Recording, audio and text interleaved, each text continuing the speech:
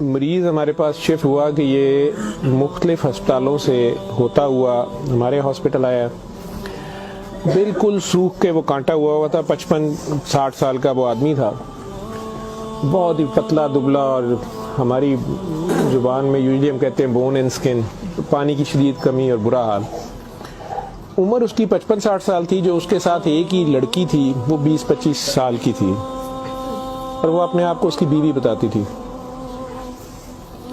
میرے junior doctors نے مجھے راؤنڈ کرایا تو انہوں نے کہا جی کہ یہ فلاں وارڈ سے شفٹ ہوا ہے, اس کو 4 مہینے سے شدید دست لگے ہوئے ہیں, یہ کچھ بھی کھاتا ہے تو اس کو ڈائریا لگ جاتا ہے, اور اس کے سارے ٹیسٹ ہو گئے ہیں, گیسٹروسکوپیاں, انڈوسکوپیاں, بایوپسی, ہر چیز, اس سے کچھ نہیں آ رہا, تشخیص نہیں ہے. لیکن اب اس کی حالت اتنی بگڑ گئی ہے کہ یہ آئی سی یو میں شفٹ ہو گیا ہے, وینٹیلیشن کے لیے ہوا ہے, اور اس کو کوئی دوائی کام نہیں کر رہی ہے. بلکہ میرے ایک جونیئر نے مجھے کہا کہ جس وارڈ سے شفٹ ہوا ہے وہاں کی سینئر ڈاکٹر ایک ہیں, انہوں نے تنزن کہا ہے کہ ڈاکٹر صاحب نے کہا ہے صورت رحمان سنانا, تو نہ تو ٹیسٹوں میں کچھ آ رہا ہے اور نہ کچھ آ رہا ہے. 4 ماہ سے ایسے ہے. جو ہسٹری ہوتی ہے, ہم جو ڈاکٹرز کامن چیزیں ہوتی ہیں وہ سارے پوچھتے ہیں. تو بچوں نے مجھے بتایا, جونیئر ڈاکٹرز نے, کہ نہ شوگر ہے, نہ یہ نہیں, وہ نہیں, فلانی. میں نے کہا کہ اس کا ایڈز کا ٹیسٹ کرا لیں. تو بچوں نے کہا کہ جی پچھلے سال اس کا ایڈز کا ٹیسٹ میو ہاسپٹل میں ہوا تھا, تب بھی اس کو اسی طرح ڈائریا لگا تھا, اور وہ نیگیٹو ہے, اور لیکن پچھلے سال پھر یہ ڈائریا ٹھیک ہو گیا تھا 2-3-4 ماہ کے بعد, پھر یہ بہت بہتر حالت میں ہو گیا تھا. لیکن اب پھر اس کو 4 ماہ سے یہ ہے, اور اب اس کی یہ حالت ہو گئی. اب یہ بے ہوش تھا, وہ خیر وینٹیلیٹر پہ چلا گیا, لیکن میں نے پھر بھی اس کا ایڈز کا ٹیسٹ بھیج دیا کہ بھیجو اس کا.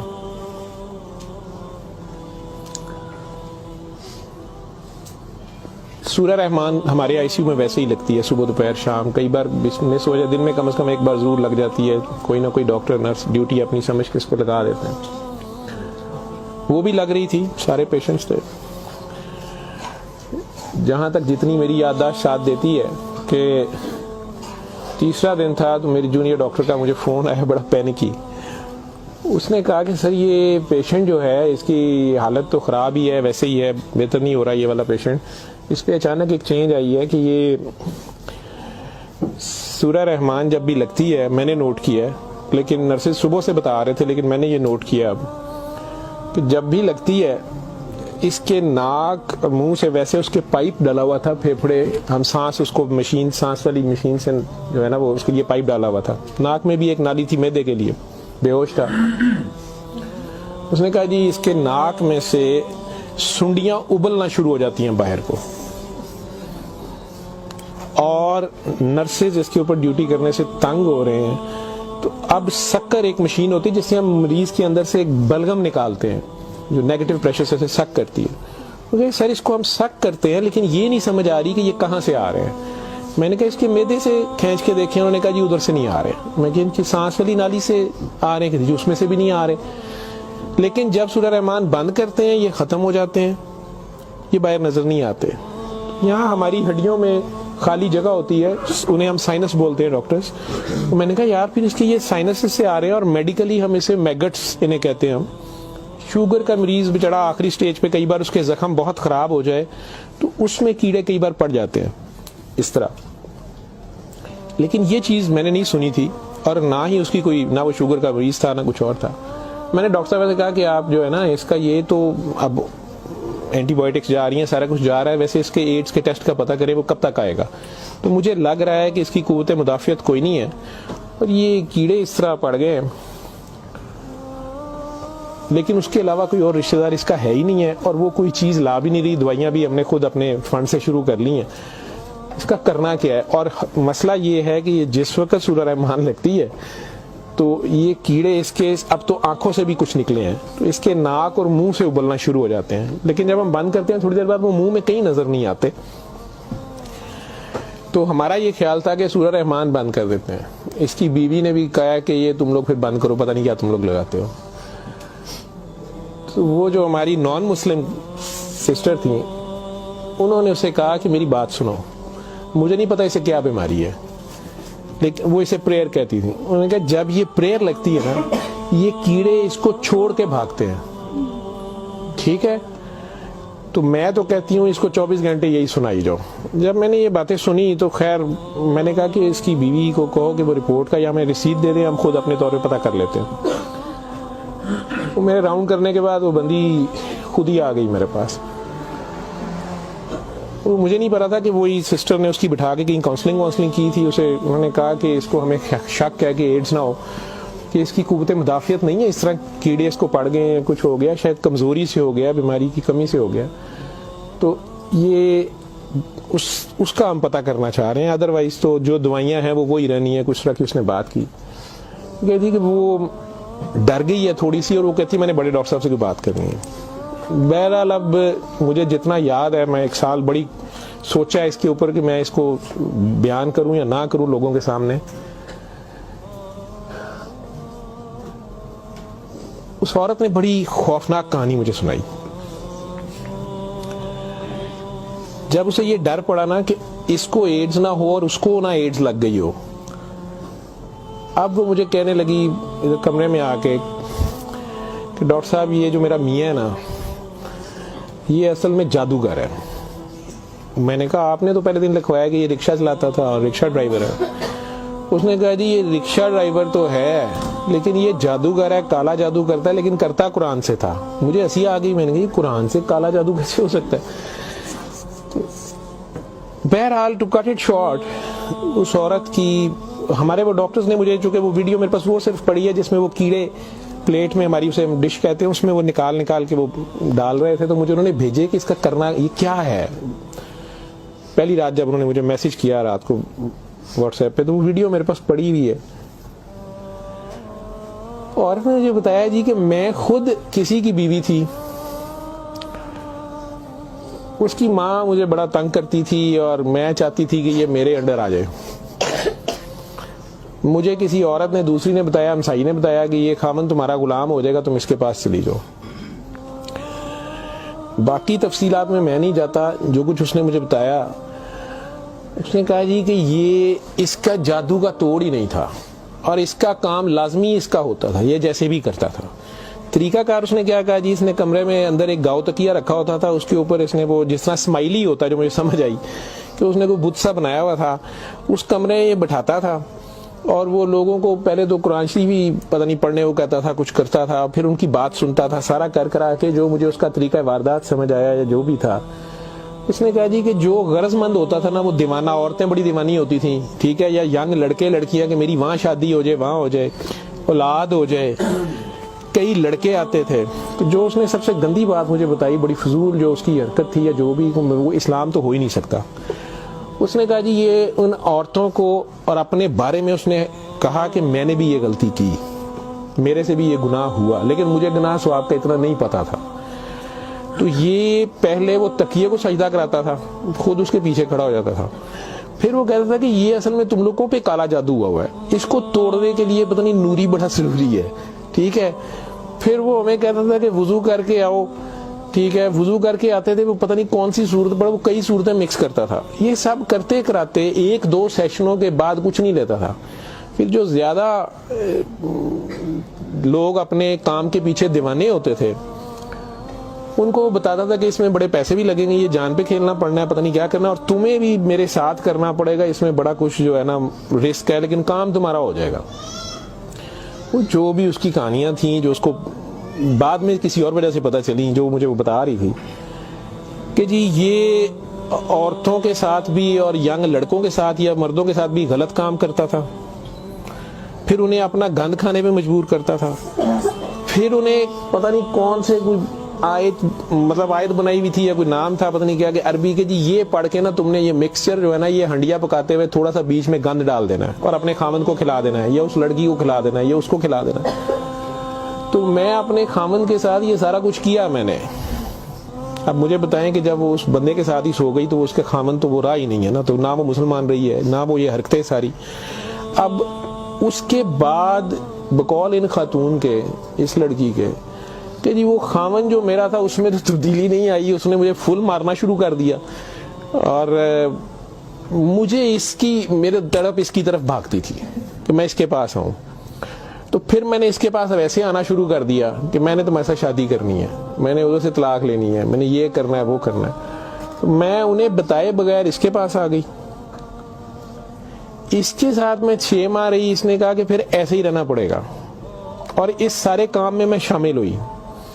تو اس نے ویسے مجھے کہا کہ نکاح ہو گیا ہے ہمارا, قرآن شریف پہ اس نے نکاح کیا. اس نے کہا ہم دونوں کی رضامندی نکاح ہے, وہ پیچھے سے طلاق لے کے نہیں آئی.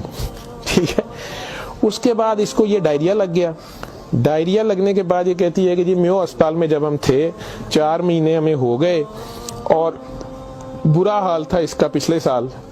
تو یہ ایک دن مجھے کہنے لگا کہ میں کہتا ہوں کہ میں اللہ سے توبہ کر لوں,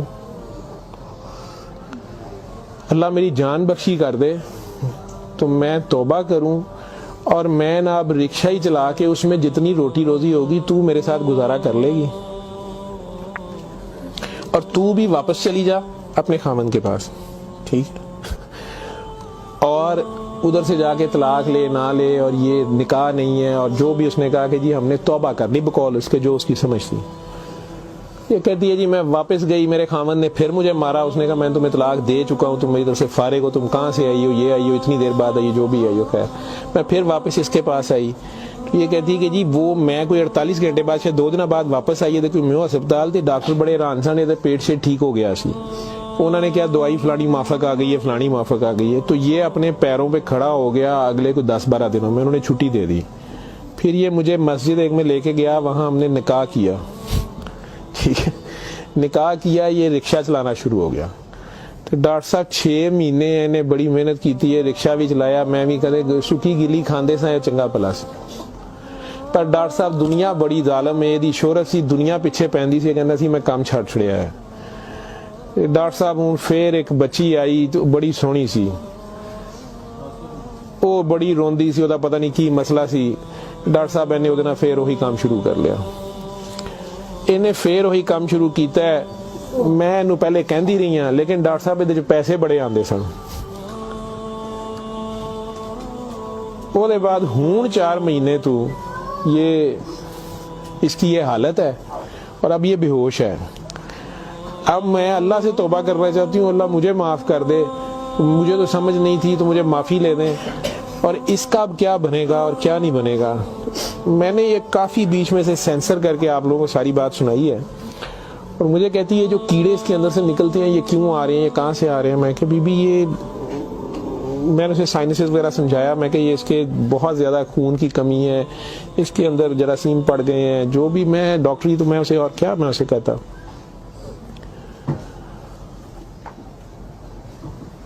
اور اس وقت ساری بات سنا کے تو اس نے وہ رپورٹ اندر سے نکالی, اور مجھے کہتی ہے جی یہ رپورٹ میں تو اس کو HIV کی رپورٹ تھی کہ جی وہ تھے رپورٹ والے مینوں کہا ہے کہ ڈاکٹر صاحب فوراً جا کے دیو, تے تسی وہ لیبارٹری میں کہیں پوچھتی رہی. تو انہوں نے کہا جی تسی اتھوں جا کے پوچھو. تے میں دسیا میرے خامن دی ہے, مینوں دسو, نے کہا تسی اپنی بھی کراؤ.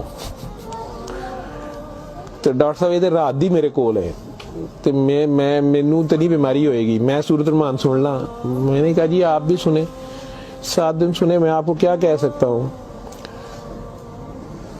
1 دن وہ اور زندہ رہا بندہ, مر گیا. آخر تک اس کے کیڑے وہ آتے رہے اسی طرح. جب بھی وہ سورہ رحمان لگتی تھی وہ ایسے ہوتا تھا جیسے ابلتے تھے باہر کو, ناک سے اس کے, مطلب وہ 1-2 نہیں ہوتے تھے کہ جنہیں آپ پکڑ کے سائڈ پہ کر دیں. میں نے بتایا نا کہ وہ شکر مشین رکھ کے, تو اس سے وہ شکر میں ہم شک کرتے تھے اس کو سارا, وہ مشین میں جاتے تھے, لمبی سنیاں اس کی, ناک سے منہ سے. اور آخر میں وہ عورت بھی اس کی ڈیڈ باڈی لینے میں بھی تیار نہیں تھی. نہیں جی یہ میں نو کتنے دباں گی, یہ وہ. میں کہ نہیں اب اس کو, یہ تو آپ نہیں لے کے جانا, ہم ہاسپٹل سے ہم کیا کر سکتے ہیں. اللہ جانے کی سال پرانی بات ہمارے ہاسپٹل میں رہ کے گیا ہے پیش. اول تو مسلمان نہ جادو کر سکتا ہے, اگر وہ جادو والا علم کہیں سے سیکھ بھی لیتا ہے یا اپنے طریقے سے وہ سمجھتا ہے وہ جادو کر رہا ہے, تو وہ مسلمان نہیں رہتا.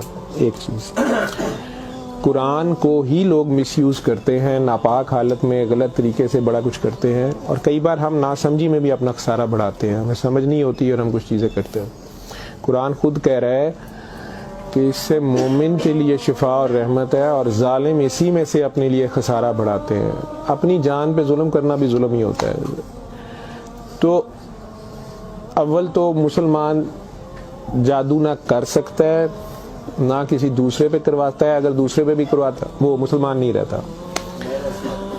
جب آپ جادو کے چکر میں پڑیں گے یہ خود شرک ہے، آپ اللہ بننے کی کوشش کر رہے ہیں نا، آپ اپنی مرضی کے ریزلٹس لینے کی کوشش کر رہے ہیں، ٹھیک ہے، مافوق الفطرت طریقے سے، اور پھر اس سے زیادہ بڑی بدبختی کہ اللہ کے کلام کو مس یوز کر کے اشارہ کر کے، تو وہ مسلمان نہیں رہتا۔ میں نے اس دن بھی بتایا تھا، وہ بچی امریکہ سے جو فون کر رہی تھی آپ لوگوں کے سامنے، یہاں میں نے اسے کلمہ شہادت پڑھایا تھا، اسے دوبارہ کلمہ پڑھوایا تھا کیونکہ اس کو پتہ نہیں تھا، یہاں وہ آئی تو وہ اس سے یہی کام کسی اور نے کروایا، وہ مسلمان رہ ہی نہیں گئی ہوئی تھی، اور خامن سے لڑائی اس کی چل رہی تھی، ان کا آپس میں فساد ہو جاتا تھا، ٹھیک ٹھاک پرابلم میں تھے۔ اسے دوبارہ سے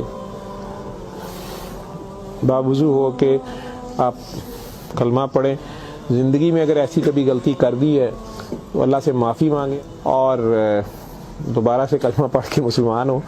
دوسرا، اگر آپ میں سے کسی کو وہم ہے کہ آپ لوگوں پہ جادو ہے تو کسی بابے کے پاس جانے کی ضرورت نہیں ہے۔ یہ تو فٹافٹ آپ لوگ کہتے ہیں کہ جادو برحق ہے، اور جی جادو نبی کریم صلی اللہ علیہ وسلم پہ بھی ہو گیا تھا۔ نبی کریم صلی اللہ علیہ وسلم نے اس کو کیسے توڑا تھا، انہوں نے کیا طریقہ بتایا ہے؟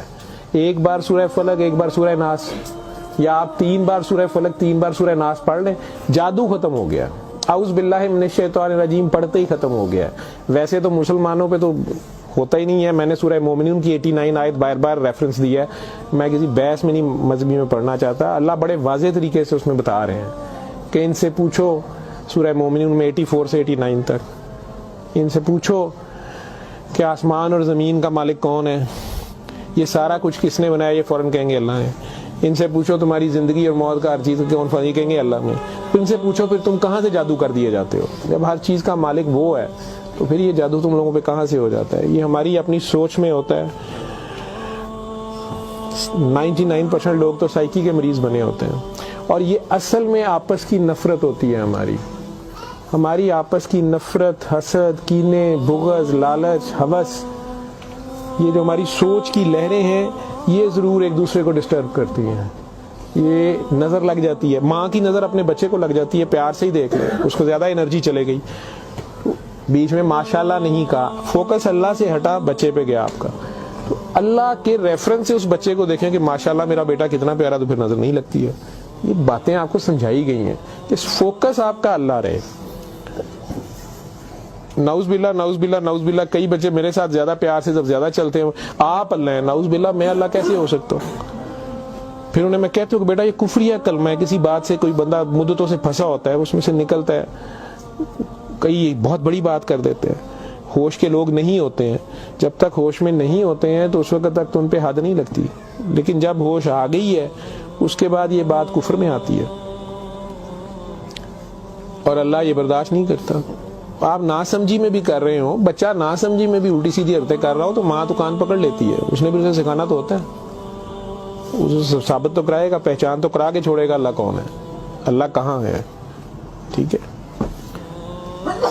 آیت الکرسی کا مطلب ہے کرسی کی نشانی، کرسی کا اشارہ، ٹھیک۔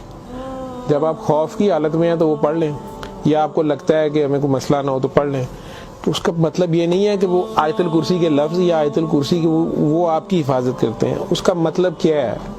عربز کو تو پتہ چلتا تھا پڑھتے ہوئے کہ وہ کیا کہہ رہے ہیں، تو وہ ساری اللہ کی حمد اور اللہ کی شانیں بیان ہو رہی ہیں۔